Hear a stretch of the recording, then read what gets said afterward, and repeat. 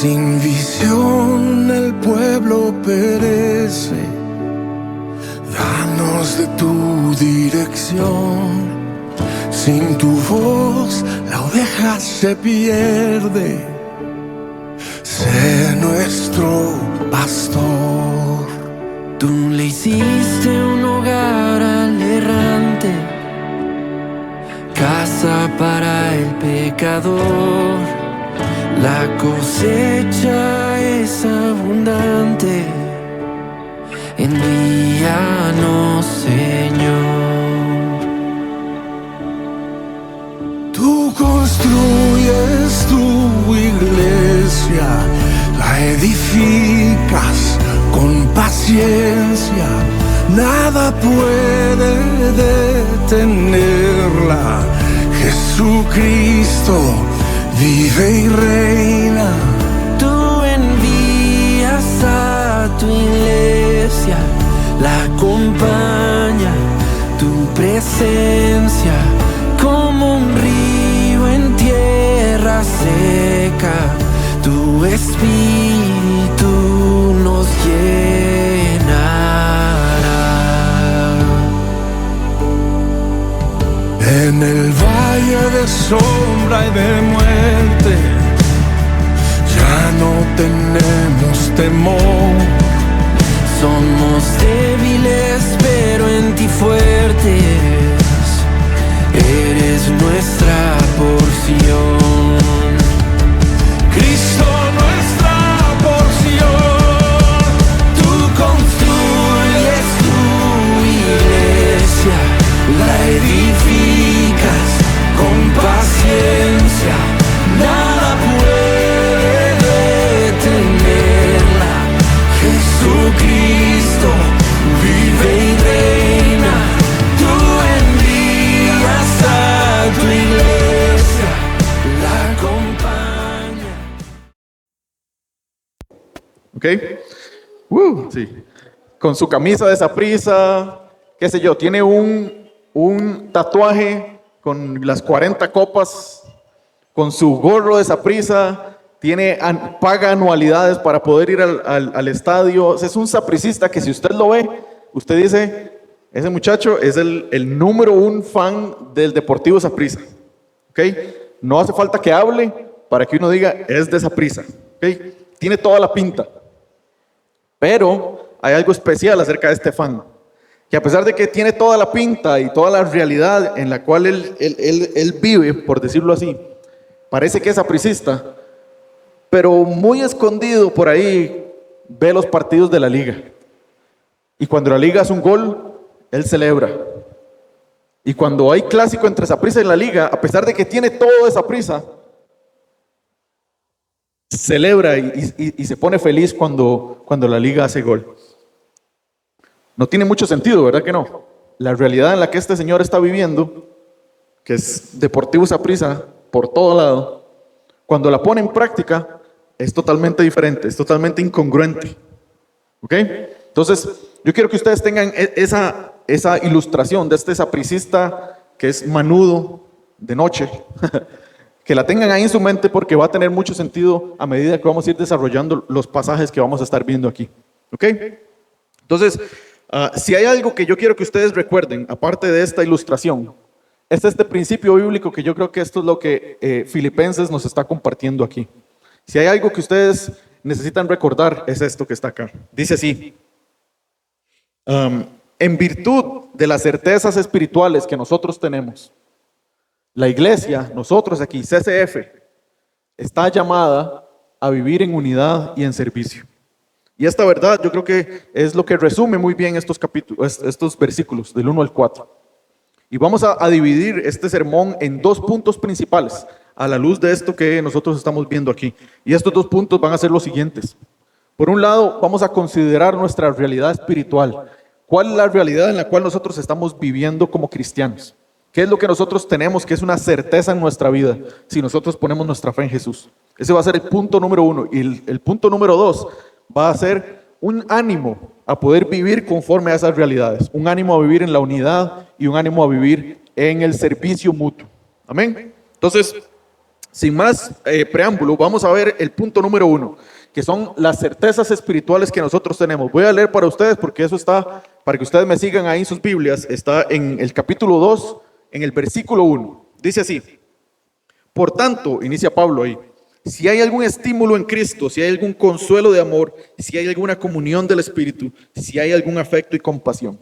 Eso que Pablo está hablando ahí son las certezas que nosotros tenemos. Pero veamos la primera palabrita con la que Pablo inicia. Él inicia con un por tanto. Entonces, ¿qué es lo que este por tanto nos está tratando de comunicar aquí? Es muy importante cuando usted está leyendo la Biblia y usted ve palabritas como estas, como por tanto, por eso, entonces. Hay que ponerle atención porque lo que está tratando de comunicarnos es como un resultado. Pablo acaba de decir algo muy importante en el capítulo anterior, en los últimos versículos, y él quiere que los filipenses entonces vivan de cierta manera conforme a eso que él ha dicho ya. Entonces veamos qué es lo que Pablo, para poder entrar en un buen contexto, qué es lo que él le ha dicho a la iglesia en los versículos, capítulo 1, versículos 27 al 28. Justo arribita de donde estamos nosotros ahorita. Dice así: solamente compórtense de una manera digna del evangelio de Cristo, les está diciendo Pablo. De modo que ya sea que vaya a verlos o que permanezca ausente, pueda ver que ustedes están, y aquí Pablo le va a pedir algunas cosas a esta gente. Les va a pedir que estén firmes en un mismo espíritu, que estén luchando unánimes, o sea, que estén unidos por la fe del evangelio. Versículo 28. De ninguna manera estén atemorizados, los manda a estar valientes, atemorizados por sus adversarios, lo cual es señal de perdición para ellos, pero de salvación para ustedes, y esto es de Dios. Entonces, ¿qué es lo que Pablo está tratando de decirles aquí con este por tanto? Pablo les está diciendo, mira, ustedes tienen que estar firmes, tienen que estar unánimes, tienen que estar valientes, tienen que luchar juntos en contra de esas personas que están atacando a ustedes, que los están persiguiendo por culpa del evangelio. O sea, tienen que permanecer firmes juntos para las personas que están allá afuera, para los que no son cristianos. ¿Por qué? Porque esas son las personas que los están persiguiendo. Entonces, el resultado de lo que Pablo quiere es, bueno, si ustedes están unánimes para los de afuera, entonces, o por lo tanto, el resultado de eso es que ustedes también tienen que buscar la unidad dentro de la iglesia. ¿Okay? No solamente hay que estar unánimes para los de afuera, sino también hay que estar unánimes para los de adentro. Y eso es lo que Pablo va a tratar de comunicarles aquí a esta gente. Por tanto, eso es lo que va a hacer. Unir estas dos realidades y decirles, ok, si están unidos para afuera, estén unidos también aquí adentro. Amén. Ok, entonces vamos a ver cuál es la primera certeza, o cuál es la primera cosa que Pablo les está diciendo a ellos. Si ustedes están ahí viendo en sus Biblias, lo primero que Pablo les dice es que si hay algún estímulo en Cristo. Si usted sigue leyendo ahí, usted va a ver que las palabritas que más se repiten ahí es si hay, si hay, si hay.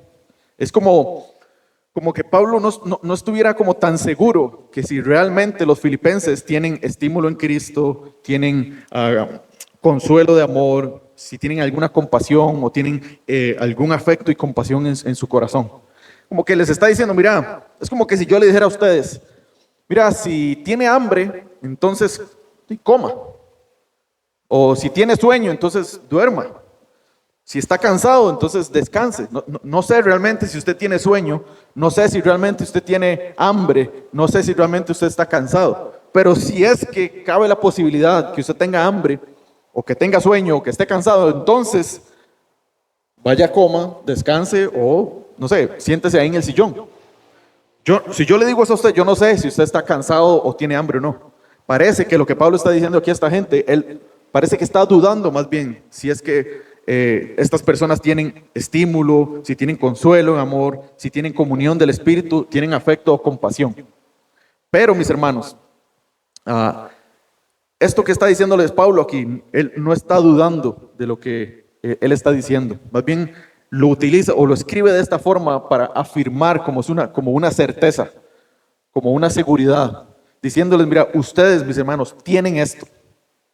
Es como que se los está haciendo como en forma de pregunta hasta cierto punto, a pesar de que en el texto no se ve como pregunta. Si usted va al texto original, digamos, en el griego, usted va a ver que parece que Pablo lo está haciendo como una pregunta, y que esa pregunta lleva indiscutiblemente a los filipenses a decir, sí tenemos esto, sí tenemos esto otro, sí tenemos esto y tenemos esto otro también. ¿Ok? Entonces, Pablo realmente no está dudando si esta gente tiene consuelo en Cristo, si tiene amor, si tiene comunión. No, Pablo les está diciendo, mire, ya que ustedes tienen esto, ya que esta es una realidad en sus vidas, entonces, y ahí va a seguir el versículo 2, 3 y 4. ¿Ok? Entonces quiero que antes de ver cada una de estas realidades, quede bastante claro que Pablo no está dudando aquí, sino que Pablo está afirmando fuertemente. Les está diciendo, esto es una convicción en ustedes. Esto es un convencimiento. Si ustedes han puesto su fe en Jesús, eso significa que estas 4 cosas que nosotros vamos a ver aquí es una realidad en sus vidas. Es como ese sapricista que está vestido de saprisa, básicamente. ¿Ok? Entonces, esa es una realidad. Estos 4 puntos que vamos a ver son una realidad. No solamente para los filipenses, sino también para cada uno de nosotros. Si es que nosotros hemos puesto nuestra fe en Jesús. Si es que nosotros hemos aceptado a Jesús como nuestro Señor y como nuestro Salvador. ¿Ok? Yo no conozco eso en usted, solamente usted y Dios conoce eso. ¿Ok? Yo puedo ver frutos en su vida, pero solamente usted sabe si usted realmente ha puesto su fe en Jesús o no. ¿Okay? Si usted ha puesto su fe en Jesús, entonces estas 4 cosas que vamos a ver aquí son una realidad indiscutible. Lo primero que Pablo dice es que si hay algún estímulo en Cristo, si hay algún consuelo, esa palabra estímulo o consuelo, dependiendo de la traducción que usted está viendo o la versión, se utilizan intercambiablemente. Yo creo que obviamente no hace falta como explicar tanto qué es lo que significa que nosotros tengamos consuelo en Cristo. Yo creo que si usted es cristiano, usted ha experimentado o experimenta diariamente el consuelo de Cristo. La palabra consuelo significa descanso, significa alivio de la pena, alivio de la fatiga, alivio de la molestia, descanso del pecado, de las consecuencias del pecado. Y eso es lo que todos nosotros, como le digo, si usted ha puesto su fe en Jesús, eso es lo que usted ha experimentado. Que Jesús quitó el pecado de su vida, Él se lo puso sobre sí y fue a la cruz a morir por usted y por mí. Entonces, tal vez nosotros ahorita en este momento estamos experimentando ciertas consecuencias de nuestros pecados anteriores. ¿Okay? Pero si nosotros lo vemos, tenemos en mente toda nuestra vida hasta cuando Jesucristo venga, el descanso más grande que Él nos ha dado es que nosotros no vamos a tener que pagar por nuestro pecado, sino que Él ya pagó por nosotros. ¿Okay? Ese es el descanso más grande que todos nosotros podemos tener. Es el alivio más grande que yo creo que cualquier persona puede tener. ¿Okay? Que nuestro pecado ha sido borrado de nuestra cuenta. Que nosotros podemos entrar con paz delante de Dios. ¿Por qué? Porque Cristo nos ha quitado todo nuestro pecado. Amén. Entonces, como digo, yo no creo que sea de mucha explicación lo que significa consuelo, porque todos hemos experimentado el descanso y el alivio que tenemos en Cristo. Pero un versículo, igual ahí Pablo, en otra carta, está un poco pequeño, pero tal vez pueden leerlo ahí. En otra carta a los Corintios, él habla acerca de este consuelo que nosotros tenemos en Cristo, que nosotros tenemos en Dios. Él dice, bendito sea el Dios y Padre de nuestro Señor Jesucristo, Padre de misericordias y de toda consolación. Es la misma palabra que utiliza ahí, que está utilizando en Filipenses. Dios es Padre de misericordias y de toda consolación. Dice Pablo, Él nos consuela en todas nuestras tribulaciones. ¿Para qué? ¿O con cuál fin? Bueno, para que nosotros también podamos consolar a los demás, para que nosotros también podamos traer descanso o alivio a las demás personas. Sigue diciendo ahí, el cual nos consuela de todas nuestras tribulaciones, para que también nosotros podamos consolar a los que están en cualquier aflicción, dándoles el consuelo con que nosotros mismos somos consolados por Dios. Porque así como los sufrimientos de Cristo son nuestra abundancia, así también abunda nuestro consuelo por medio de Cristo. Así abunda también, así como nosotros pasamos por dificultades, bueno, así también abunda el alivio, el descanso que viene por medio de Cristo. Amén. Entonces, esa es la primera realidad que nosotros tenemos. Si usted ha puesto su fe en Jesús, usted ha experimentado el consuelo y el descanso en Cristo. ¿Okay? Ya sea que lo esté viviendo, ya sea que usted lo crea o no, pero esto es una realidad de todo cristiano. Aquí, en la China, en la India, en Argentina, en Canadá, donde sea. Amén. Ok, verdad número 2. Ahí en el mismo versículo 1, Pablo le dice, si hay algún consuelo de amor. Es básicamente la misma palabra que él utiliza en el versículo o en la verdad primera que vimos. sinónimos, básicamente. Entonces, esta es otra verdad que yo creo que es bien palpable para cualquier cristiano. Y yo le pregunto a ustedes, porque es como muy obvia. ¿Hay realmente, podemos encontrar nosotros consuelo en el amor de Cristo? Yo creo que sí, cualquier cristiano podría decir, sí, yo he encontrado consuelo en el amor que Cristo ha mostrado para mí. Creo que esta y la primera que acabamos de ver van muy, muy de la mano. Jesús mismo dice, hablando acerca del amor que Él ha mostrado por cada uno de nosotros, en Juan 15, 13 al 14, dice, nadie tiene un amor mayor que este. ¿Y cuál es el amor que está hablando Jesús aquí? ¿Cuál es este amor que dice Jesús? Bueno, Jesús dice que uno dé la vida por sus amigos. Y dice, y ustedes son mis amigos y hacen lo que yo les mando. Entonces Jesús les está diciendo, mire, no hay amor más grande, no existe un amor más perfecto, no existe un amor más fuerte y más verdadero, tangible, que esto que yo voy a hacer por ustedes. Jesús les está diciendo esto a sus discípulos unas horas antes de que Él sea traicionado por Judas, unas horas antes de que Él sea arrestado, unas horas antes de que Él pase por el juicio más injusto que ha pasado que ha habido en toda esta historia, y antes de que Él muriera en la cruz. Él les dice, esto que yo voy a hacer por ustedes, no hay amor más grande que ese. ¿Por qué? Porque yo no tengo la culpa de nada, pero voy a tomar la culpa por ustedes. Entonces, tenemos consuelo en el amor de Cristo. Tenemos consuelo en que Él fue a dar su vida por nosotros. Obviamente que sí. Igualmente Pablo, en otra carta, en la carta a los Romanos, algo muy parecido nos dice. Que Dios demuestra su amor para con nosotros, que aun cuando nosotros éramos pecadores, Cristo murió por nosotros. Antes de que yo diera mi vida a Jesucristo, antes de que Él me salvara, ¿quién sabe dónde estaba yo haciendo qué clase de tontería? En ese momento Cristo murió por mí, aun cuando yo era pecador. Vea su vida antes de Cristo. Cualquier tontería que usted estuviera haciendo, cualquier cosa que usted estuviera diciendo, ahí en ese momento, cuando usted estaba cometiendo el pecado más asqueroso que puede existir en esta vida, póngale nombre, en ese momento ahí Cristo estaba muriendo por usted. ¿Por qué? Porque Él lo amaba, porque Él la amaba a usted. Él nos ama. Y ahí es donde nosotros encontramos consuelo en su amor. Amén. Entonces, los cristianos hemos encontrado consuelo en Cristo, estímulo en Cristo, y también hemos encontrado consuelo en su amor. Esta es la segunda realidad por la cual todo cristiano ha pasado. Amén. Número 3. Voy muy rápido, yo creo. La número 3 que Pablo dice ahí en el mismo versículo 1, dice, si hay alguna comunión del Espíritu. ¿Qué digo? Esto es otra de las verdades que Pablo sabe y afirma que los filipenses tienen. Es una verdad absoluta de todos los cristianos. Para poder entender esto mejor, yo creo que voy a hablarlo así. Yo creo que nosotros como ticos, como costarricenses, hay muchas cosas que nos unen a nosotros. Mucho. Por ejemplo, la Sele. Siempre hablando de fútbol.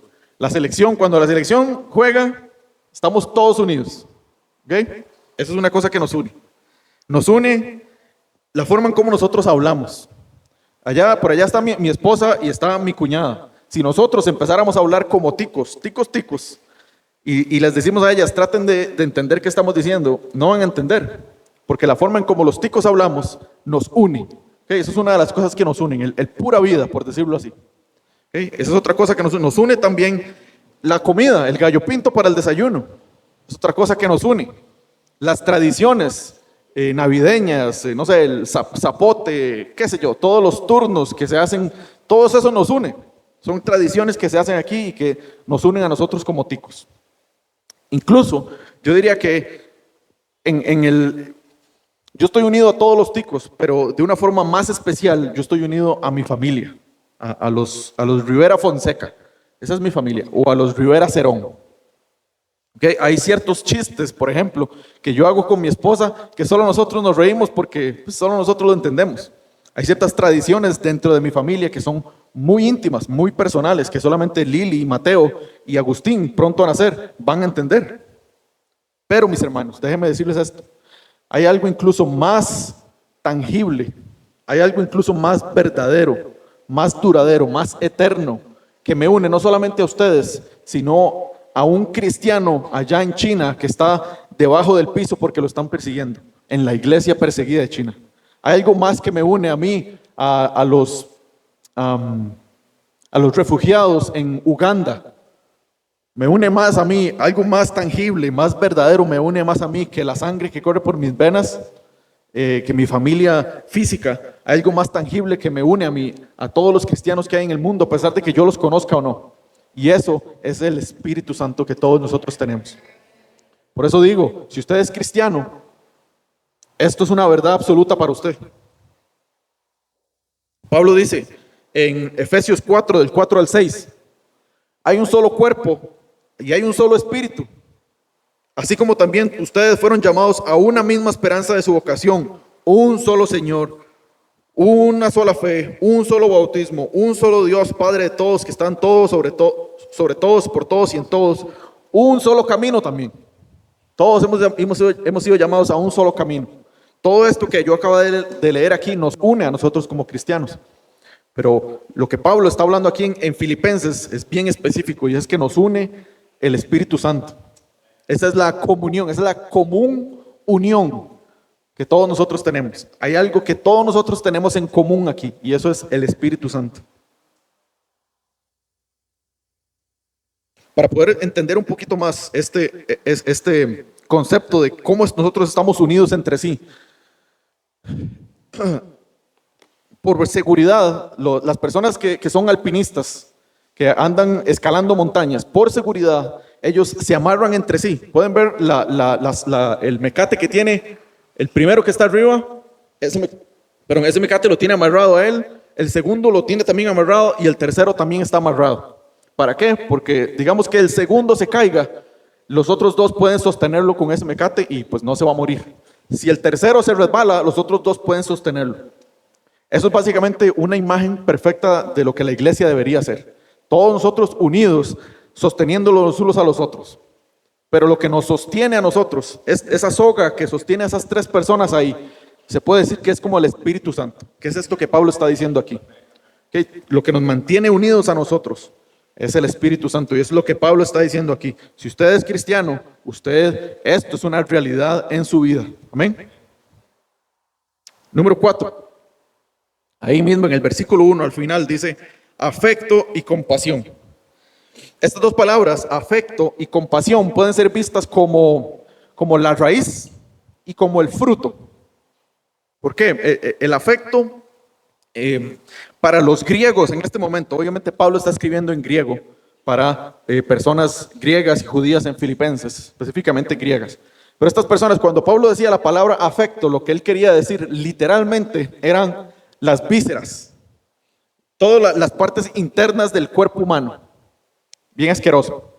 Él decía, si realmente nosotros tenemos como vísceras adentro, si tenemos como amor, la víscera, por la mente, digamos, de un griego, era donde se producían los sentimientos y las emociones más profundas de la persona.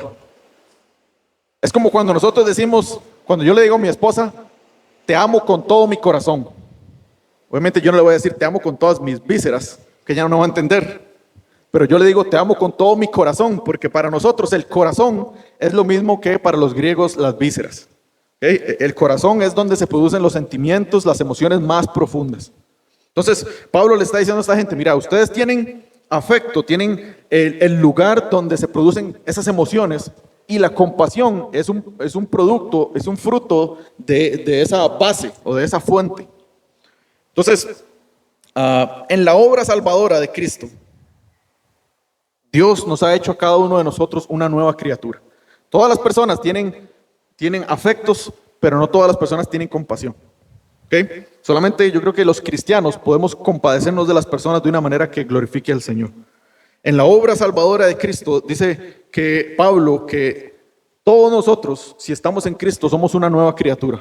Eso significa que todo lo que está en nosotros es nuevo. Lo viejo ha pasado. Las nuevas o los viejos afecciones que yo tenía, las viejas inclinaciones que yo tenía hacia ciertas cosas, eso está muerto, ya pasó. Y algo se me dio nuevo, un nuevo afecto, nuevas vísceras, un nuevo corazón se me dio. Por eso es que yo puedo tener compasión como fruto. Una compasión que es misericordia, que me mueve a mí por sentir dolor por la injusticia, por los más necesitados. Entonces Pablo está diciendo, mira, si ustedes son creyentes, entonces eso significa que a ustedes se les ha dado una nueva fuente de sentimientos, unas nuevas vísceras, por decirlo así, un nuevo corazón. Por eso es que ustedes pueden tener compasión. Entonces es una verdad, es una certeza que nosotros como cristianos tenemos afecto y tenemos compasión también. ¿Por qué? Porque todo esto se nos mostró a nosotros en la cruz. Y si nosotros somos cristianos, entonces eso mismo se nos ha dado a nosotros y por eso nosotros podemos darlo a los demás. En conclusión de este punto, antes de seguir al segundo punto, recuerden cuál era, que era un ánimo a vivir en unidad y en servicio. Para terminar estos 4 puntos que acabamos de ver. Cada una de estas cosas que yo veo aquí son regalos, son obsequios, son realidades que nosotros tenemos en nuestra vida.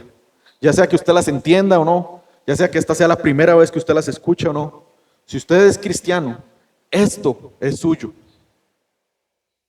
Usted tiene consuelo en Cristo, usted tiene consuelo en su amor, usted tiene comunión con el Espíritu, usted tiene afecto y tiene compasión. ¿Ok? Todo esto se nos comunica a nosotros de manera directa y de manera espiritual desde Jesús, una vez que nosotros ponemos nuestra confianza plena en Él como nuestro Señor y como nuestro Salvador. Amén. Ahora bien, si yo terminara el sermón aquí, yo creo que todos nosotros nos saldríamos felices, saldríamos llenos y bendecidos porque sabemos que todas estas cosas son nuestras. Pero yo no quiero que salgamos así hoy. Yo quiero que salgamos muy felices. Yo quiero que salgamos muy bendecidos y muy llenos. Porque el pasaje no termina ahí. El pasaje continúa hasta el versículo 4, que es la idea completa, que yo creo que es lo que Pablo está tratando de comunicarle a la iglesia en Filipo y está tratando de comunicarnos aquí a nosotros también. ¿Okay? Entonces, la iglesia en Filipo era como este morado, este sapricista, que estaba vestido con todas estas ropas de saprisa. Y era full aficionado al saprisa, pero la forma en cómo estaba viviendo, no vivían conforme a esa realidad, sino que vivían de una manera totalmente diferente. Vivían con divisiones, vivían con pleitos, la gente no se podía poner de acuerdo. Pablo les dice, mira, ustedes tienen que estar unánimes para los de afuera, pero también tienen que estar unánimes adentro, porque si no, entonces ¿cómo van a estar unánimes para los de afuera si no están unánimes para los de adentro? Si uno sigue leyendo la carta a los filipenses, uno se va a dar cuenta que en el capítulo 4, versículo 2, Pablo menciona a 2 señoras, o muchachas, no sé, Evodia y Síntique. Estas señoras tenían un pleito entre ellas y probablemente estaban dividiendo la iglesia, creando bandos. Tal vez unos decían, no, yo estoy de acuerdo con Evodia, entonces pues me voy con Evodia. Y los otros decían, no, yo creo que Síntique tiene la razón. Entonces ya se estaba creando una división en la iglesia. Y Pablo eso es lo que está tratando de combatir aquí, la división dentro de la iglesia. Entonces, mis hermanos, lo que Pablo está diciendo aquí a esta gente es, vea, si ustedes, estas 4 cosas que acabamos de ver aquí, son una realidad en su vida, eso significa que ustedes tienen que vivir de cierta manera. Si ustedes tienen consuelo en Cristo, consuelo en su amor, si tienen comunión con el Espíritu, si tienen afecto y compasión, no significa que ustedes van a vivir como quieran. Si ustedes tienen la camisa de saprisa, vivan como un sapricista. Si ustedes tienen compasión, comunión con el Espíritu y todo esto que acabamos de ver, entonces vivan conforme a eso. Y la forma en cómo hay que vivir conforme a eso, Pablo va a decir ahí, es en unidad y en servicio a nuestros hermanos. Vamos a ver ese segundo punto entonces. No me crean solamente porque yo lo digo, vamos a ver. Filipenses 2, de 2 a 4. Este es el ánimo, este es el resultado de todas estas verdades que nosotros tenemos hoy en día. Si usted es creyente. ¿Okay? Un ánimo a vivir en unidad y en servicio. Versículo 2 al 4 dice así. Hagan completo mi gozo, siendo del mismo sentir, conservando el mismo amor, unidos en espíritu, dedicados a un mismo propósito. No hagan nada por egoísmo o por vanagloria, sino que con actitud humilde, cada uno de ustedes considera al otro como más importante que a sí mismo. No buscando cada uno sus propios intereses, sino más bien los intereses de los demás. Pablo, como les digo, está diciendo, esta es la realidad de ustedes, entonces vivan conforme a esa realidad. Si ustedes son sapricistas y tienen toda esa prisa en su casa, entonces no celebren los goles de la liga. Si ustedes son cristianos con todas estas realidades en su vida, entonces vivan en unidad y en servicio los unos a los otros dentro de la iglesia. Cuando yo estaba preparando esto, yo quería que todo esto fuera un ánimo para nosotros como iglesia. ¿Sí? Porque esto no aplica nada más para CCF, aplica también para la iglesia donde yo vengo, aplica para la iglesia en general. Entonces no quiero que suene como un regaño esto que estoy poniendo delante de ustedes. Es un ánimo más bien, para que nosotros podamos, como se dice popularmente, poner las barbas en remojo. Yo no puedo porque no tengo. Pero que nosotros podamos considerar nuestra fe y podamos examinar nuestra fe. ¿Realmente soy cristiano yo? Y si yo soy cristiano, eso significa que tengo consuelo en Cristo, que tengo consuelo en su amor, que tengo comunión con el Espíritu, que tengo afecto y compasión. Si soy cristiano, eso son realidades. Pero a la luz de esas realidades, ¿cómo estoy viviendo mi vida? ¿Cómo está mi servicio a los demás? ¿Estoy trayendo división a la iglesia? ¿Estoy murmurando en contra de mis pastores? ¿Estoy murmurando en contra de mis hermanos? Como digo, es un ánimo para que nosotros podamos analizar nuestra fe. Si soy cristiano, ¿cómo estoy viviendo entonces? No solamente cristiano, me gusta mucho cómo el pastor Tony hace la diferencia entre un cristiano y un hijo de Dios. Porque cristiano, esa palabra ha sido muy manoseada hoy en día, perdóname la expresión. Pero un hijo de Dios es un hijo de Dios. Entonces, si somos hijos de Dios realmente, y no cristianos, porque cristianos puede ser cualquier persona allá afuera. Si somos hijos de Dios realmente, guiados por el Espíritu Santo, como lo dice Romanos 8, entonces, ¿cómo está mi vida? ¿Ok? El único mandamiento, si nosotros vamos al texto, el único mandamiento que vemos que Pablo tiene es que hagan completo su gozo.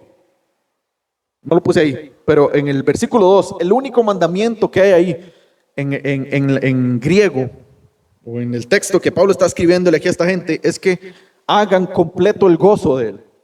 Él ha dado su vida básicamente por la iglesia de Filipo.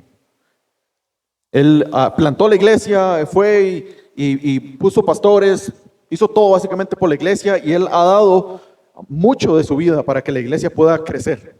Y él abre su corazón pastoral y él les dice, mira, mi felicidad como Pablo, como apóstol, es que ustedes puedan estar unánimes sirviéndose los unos a los otros. Mi gozo está directamente conectado con esa preocupación. Pablo abre su corazón pastoral y les dice, yo me intereso tanto por ustedes, mis hermanos, que yo quiero que ustedes estén unidos sirviéndose los unos a los otros. Lo siguiente que nosotros vamos a ver, esto que es aquí, es cómo nosotros o cómo los filipenses podían hacer pleno el gozo de Pablo. Si lo vemos en nuestras Biblias, parece que son mandamientos. Y sí, podemos tomarlos como mandamientos, como directrices. ¿Cómo es que nosotros podemos alegrar el corazón de Pablo? Y si alegramos el corazón de Pablo, de alguna forma estamos alegrando el corazón de Cristo. Amén. Dice así entonces, ¿cuáles son los resultados de nosotros como cristianos? ¿Cómo tenemos que vivir? Bueno, siendo de un mismo sentir, amándose los unos a los otros y unidos en pensamiento y en propósito también. Todo esto lo puse como uno solo, porque ¿qué es lo que Pablo está buscando aquí? Que yo ya lo he dicho varias veces. Lo que él está buscando es la unidad de la iglesia. Pablo está buscando la unidad del cuerpo de Cristo. Pablo no quiere negar que en el cuerpo de Cristo hay diferencias. Basta con vernos a cada uno de nosotros y vamos a ver que somos muy diferentes. No solamente físicamente hablando, sino que, como se dice popularmente, cada cabeza es un mundo. Hay algunas personas que les gustan ciertas cosas, hay otros que tienen otros gustos. Hay personas que tienen estos talentos y estos dones, hay otras personas que no lo tienen. Si nosotros tomamos la ilustración de un cuerpo literal, de un cuerpo humano, y tratamos de hacer una analogía con el cuerpo de Cristo, Pablo no está diciendo aquí que todos nosotros tenemos que ser manos. El buscar la unidad no significa que todos nosotros tenemos que ser ojos, que todos nosotros tenemos que ser pies. No, Pablo no está negando la diversidad que hay en el cuerpo de Cristo, porque eso demuestra la creatividad de Dios al crearnos de manera diferente. Pero Pablo está diciendo, lo que él está tratando de buscar aquí, es que en medio de esa diversidad haya unidad de pensamiento, que todos estemos fijados en un mismo propósito. Pero para poder lograr eso, tenemos que amarnos los unos a los otros. Si yo no amo a mi hermano, yo le voy a pasar por encima. ¿Y qué me importa a mí lo que esta persona vaya a sentir? ¿O cómo va a reaccionar con esto que yo voy a hacer? Si yo amo a mi hermano, eso significa que mis intereses yo los voy a poner a un lado y voy a buscar los intereses de mi hermano. Si yo amo a mi hermano, lo que yo voy a hacer, lo voy a hacer no buscando mi gloria, sino la glorificación de Dios, obviamente, en primer lugar, pero también el beneficio de mis hermanos. La única manera en cómo nosotros vamos a poder llegar a estar unidos es amándonos los unos a los otros. Pablo va a desarrollar un poquito más esta idea de la unidad y cómo es que nosotros llegamos a la unidad en los versículos 3 y 4. Entonces la pregunta que nos podemos hacer, bueno, ¿cómo es que nosotros como iglesia alcanzamos esta unidad? ¿Qué actitudes tienen que haber en nosotros? ¿Qué pensamientos tenemos que tener para poder alcanzar esta unidad?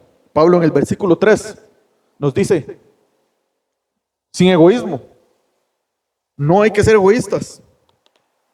Para que en la iglesia haya unidad y para que en la iglesia haya servicio del uno al otro, el egoísmo tiene que ser una de las cosas que tiene que quedarse afuera. ¿Cómo se ve una persona que es egoísta? Una persona egoísta vela por sus propios intereses.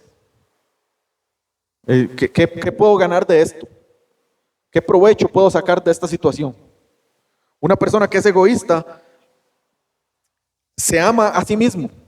Lo que Pablo quiere aquí es que ponga mis intereses de un lado, que el amor propio lo ponga de un lado, que mi bienestar yo lo deje de un lado, que mi comodidad yo la deje de un lado, que quite los ojos de mí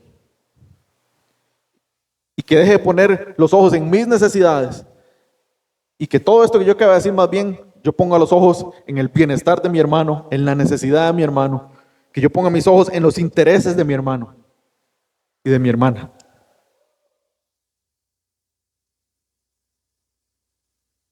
Una vez escuché una prédica de un señor, no quiero decir el nombre ni nada, pero era sobre Mateo 22, cuando Jesús está hablando acerca de los dos grandes mandamientos. Y el segundo grande mandamiento es ama a tu prójimo como a ti mismo. Y una de las cosas que este pastor estaba diciendo era que para poder yo amar a mi hermano como a mí mismo, yo tengo primero que amarme o aprender a amarme a mí mismo. ¿Se entiende? Sí. Para amar a mi hermano, supuestamente, yo tengo que aprender a amarme a mí mismo. Eso es lo más errado que puede existir. ¿Por qué? Porque Jesús está diciendo eso y Él está no suponiendo, sino que está asegurando que todos los seres humanos en este mundo caídos se aman a sí mismos ya.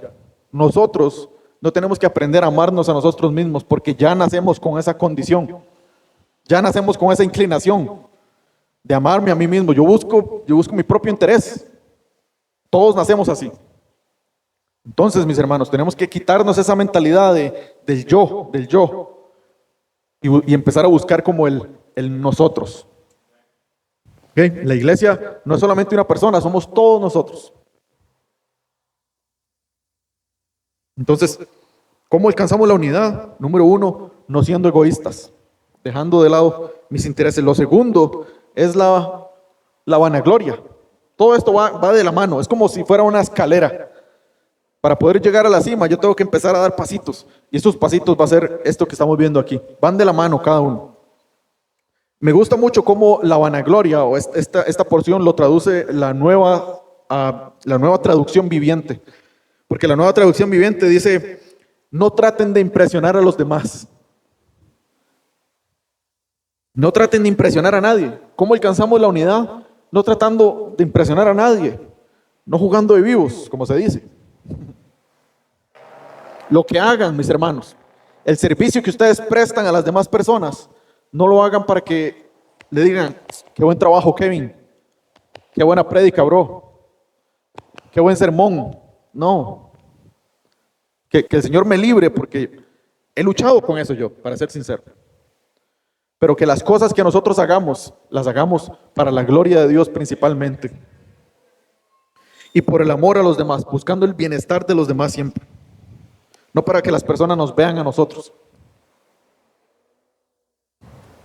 Que sus obras de servicio, mis hermanos, sirvan como un reflejo del amor que ustedes han recibido de Dios y el amor que ustedes tienen por sus hermanos, no por el amor que usted tiene a sí mismo. Que las obras de servicio sirvan como para que las demás personas los vean a ustedes y glorifiquen a Dios, como dice Jesús también en el Sermón del Monte.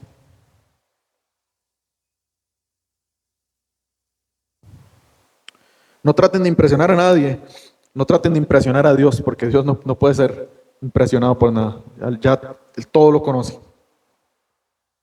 Entonces, ¿cómo alcanzamos la unidad en la iglesia? No siendo egoístas, dejando la vanagloria de un lado y pues siendo humildes, como dice ahí. Humildad significa pensar sobre mí tal como Dios piensa. No pensar menos de eso, ni pensar más de eso. No creerme que yo soy mayor o más importante que mis hermanos.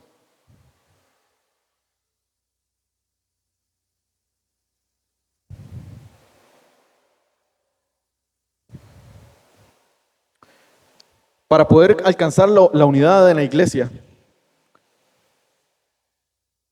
yo debo ver a las demás personas como mayores que yo. Es así de simple. Creo que fue una de las últimas canciones que cantamos, y es que decía, no hay lugar más alto, más grande que estar a tus pies. ¿Okay? Y creo que todos nosotros cantaríamos eso, pero a puro galillo. Porque es estar a los pies de Jesús, no hay lugar más alto. Imagínense, parece como que no tiene sentido. Es como no hay lugar más alto, pero yo estoy ahí arrodillado. Como que no tiene sentido. Obviamente yo entiendo qué es lo que está tratando de decir. Pero déjenme decirles esto. La forma en cómo nosotros practicamos eso es básicamente estar a los pies de nuestros hermanos, servicialmente hablando. ¿Okay? ¿Cómo voy yo a amar a Jesús? ¿Cómo voy a servir yo a Jesús? ¿Cómo voy a estar yo sirviéndole a Jesús en sus pies? A alguien que no veo porque Jesús no está aquí con nosotros. ¿Cómo lo hago? Bueno, sirviéndole a mis hermanos, viendo a mis hermanos como mayor que yo. Eso es lo que Juan dice, primera Juan, no sé el versículo ahorita, pero dice, ¿cómo ama usted a Dios? Vamos a ver, porque este no lo tenía preparado. Si usted aborrece a su hermano que ve, ¿cómo puede decir que usted ama a Dios, aquel que no ve? Es algo incongruente. Para que yo ame a Dios, la forma en cómo yo amo a Dios, cómo yo muestro que yo amo a Dios, es amando a mis hermanos. Y la forma en cómo yo hago eso es siendo humilde. Si yo me creo más grande que los otros, no voy a amarlos. Más bien voy a decir, ámenme a mí. Y por último, es velando por los intereses de los demás. ¿Cómo alcanzo la unidad y el servicio en la iglesia? Velando por los intereses de los demás. Esta básicamente es la definición más completa que hay de la humildad verdadera. Es quitando los ojos de mí y buscando siempre los intereses de mis hermanos. Esto es algo totalmente contracultural. Si nosotros vamos allá afuera nos van a decir totalmente lo contrario a esto.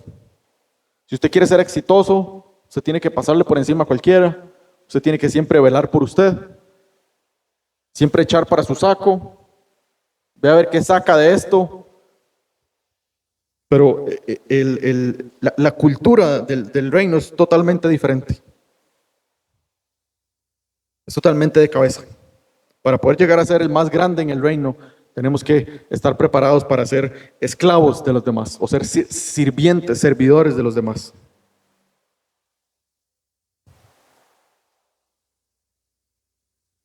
Esto es lo que Pablo quiere para los cristianos en Filipo. Esto es lo que yo creo que Dios quiere para nosotros hoy en día. Esta es la cultura que Pablo quiere que se viva aquí en la iglesia, adentro de la iglesia. La única forma que yo creo que podemos alcanzar todo esto es si nosotros tenemos a Cristo en mente. Yo no puedo llegar a amar a mi hermano si primero no he obtenido o no he recibido el hermano de Cristo, el amor de Cristo, perdón. Y si nosotros seguimos leyendo ahí Filipenses 2, vamos a darnos cuenta que Pablo utiliza 3 ejemplos de humildad, 3 ejemplos de unidad, 3 ejemplos de sacrificio hacia las demás personas. Utiliza obviamente el ejemplo de Cristo, que yo creo que es el principal de todos. ¿Cómo nosotros vamos a poder alcanzar el amor, el sacrificio de las demás personas? Bueno, viendo a la cruz.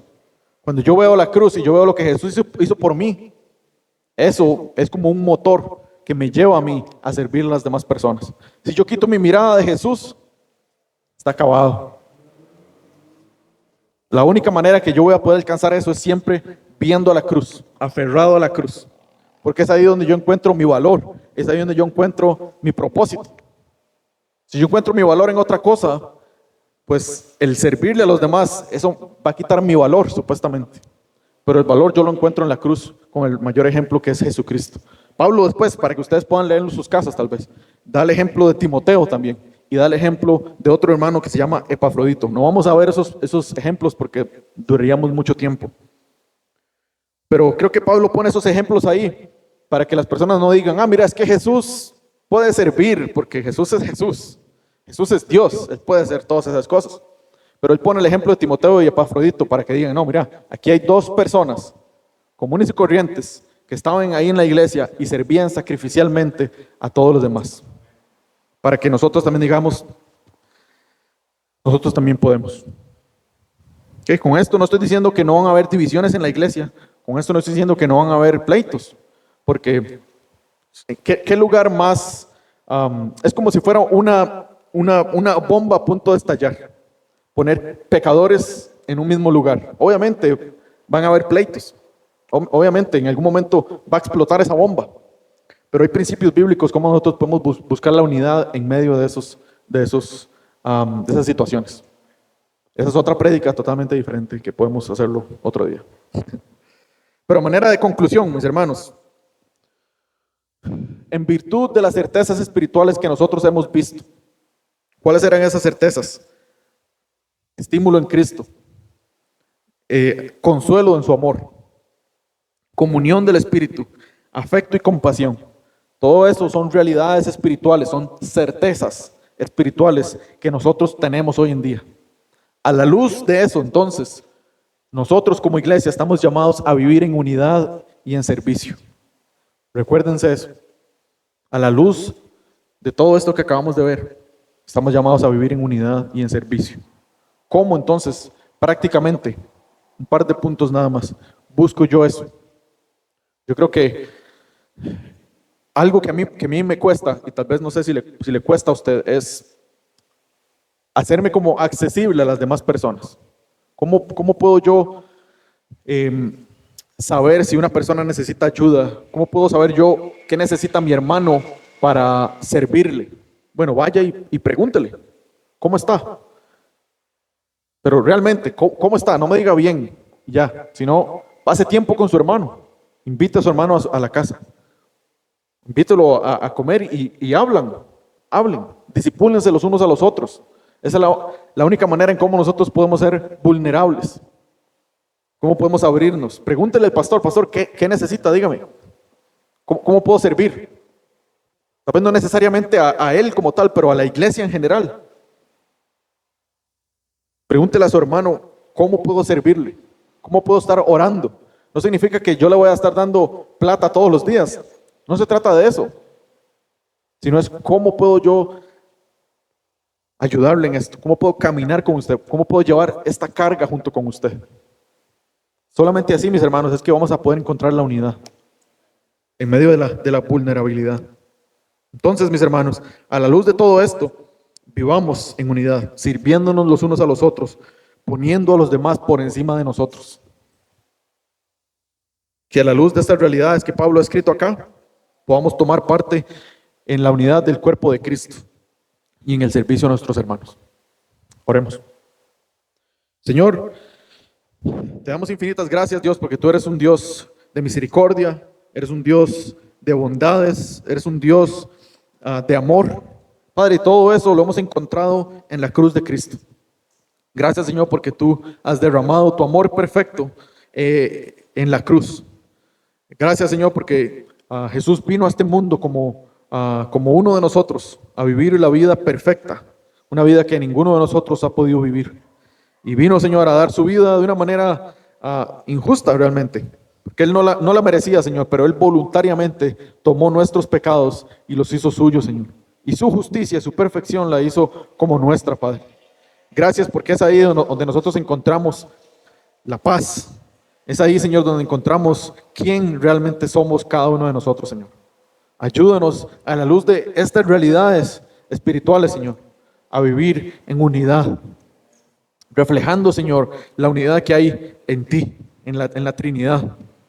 Ayúdanos, Señor, si hay divisiones, si hay pleitos, si hay tal vez cosas que yo tengo en contra de mi hermano, Señor, ayúdame a poder, conforme a los principios bíblicos, Señor, a poder poner eso en orden, a buscar siempre la unidad del cuerpo de Cristo, Señor. Ayúdanos, Señor, también a servirnos los unos a los otros en todo, Señor. Gracias, Señor, porque tú nos has dado el mayor ejemplo de servicio y de unidad. Te pedimos, Señor, que en nuestra imperfección podamos, Señor, caminar conforme a Cristo. Que el Espíritu Santo, en el proceso de nuestra santificación, pueda llevarnos a ese punto, Señor, cada vez más cerca a la actitud de Cristo. Te bendecimos, te damos gracias. En el nombre de Jesús. Amén.